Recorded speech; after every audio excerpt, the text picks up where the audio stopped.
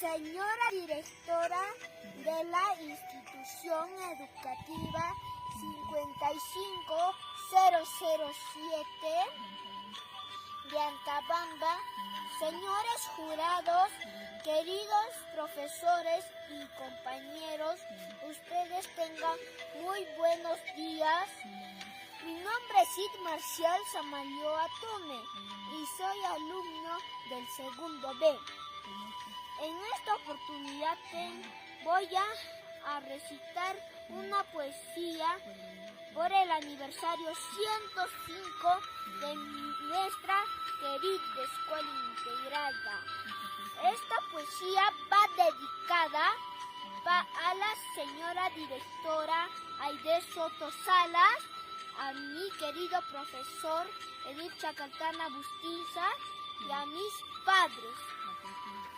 Y la poesía lleva por título A mi escuela.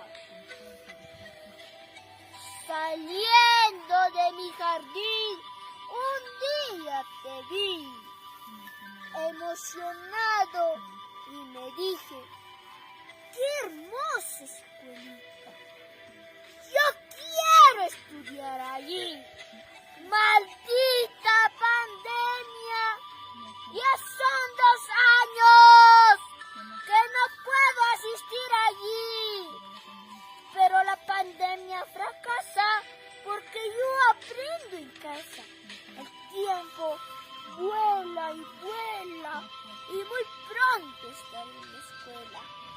Agradezco el esfuerzo de mi maestro por su cariño, sabiduría y comprensión. Escuela integrada, hoy es tu aniversario y no puedo ir a festejarte ni llenarte de colores, pero desde mi casa te festejo con el corazón lleno de amor. Ya muy pronto nos veremos, querida escuela integrada, para poder festejarte con platillos y bombones. ¡Feliz aniversario!